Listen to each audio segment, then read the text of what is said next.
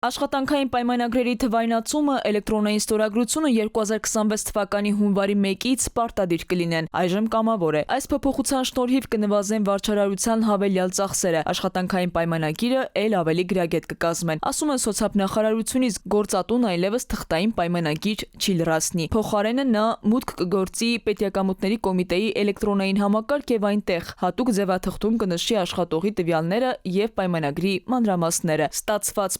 փաստաթուղթը էլեկտրոնային ստորագրությամբ կհաստատվի գործատուի կողմից եւ անմիջապես կհայտնվի պետիակամուտների կոմիտեի ֆիզիկական անձանց էլեկտրոնային ծառայությունների միասնական հարթակում։ Համակարգը ինքնաշխատ ծանուցում կուղարկի աշխատողին, վերջինս կարող է ստուգել պայմանագրի բովանդակությունը եւ իր էլեկտրոնային ստորագրությամբ հաստատել այն առանց գրասենյակ այցելելու։ Հնարավորություն է տալիս առողջապահության եւ աշխատանքի տեսչական մարմնին, պետեկամուտների կոմիտեին, ինչպես նաև միգրացիոն ծառայությանը յուրաքանչյուրը իր լիազորությունների շրջանակներում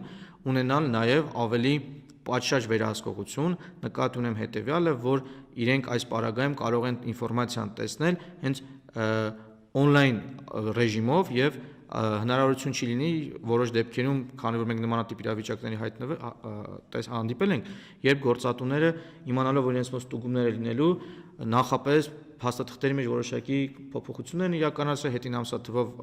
համաձայնագրեր են ավելացրել։ Թվային պայմանագրերը ենթադրում են անձնական եւ երբեմն նաեւ զգայուն տվյալների առցանց շրջանառություն։ Եթե անվտանգության պատշաճ միջոցներ չկիրառվեն, կարող են առաջանալ տվյալների արտահոսքի կամ չարաշահման ռիսկեր, ասում է Արհմիությունների կոնֆեդերացիայի նախագահն ու հավելում, որոշ դեպքերում կարող են առաջանալ իրավական վիճահարույց հարցեր կապված թվային ստորագրությունների վավերության կամ տվյալների պահպանման հետ։ Թվայնացումը կարող է նվազեցնել անմիջական շփումը աշխատողի ու գործատուի միջև, ինչը երբեմն կարևոր է վստահության ձևավորման համար, հատկապես պայմանագրի ստորագրման ժամանակ։ Դժվարություններ կարող է առաջացնել հատկապես սկզբնական շրջանում, որտեղ քաղաքացիների համար սա շատ նոր բան է, բոլորը չեն որ թվային գրագիտություն ունեն, եւ այս իմաստով իհարկե խնդիրներ կարող են լինել։ Նայում ենք նույն հայտարարագրման հետ կապված շատերը չեն կարողանում իրականացնել հայտարարագրումը, դիմում են այլոց օգնությանը, այս իմաստով այո, թվային գրագիտության բաց ունենք։ Մանասարյանի խոսքով տվյալները կարող են նաև հակերային հարձակման ենթարկվել։ Գուցե տվյալների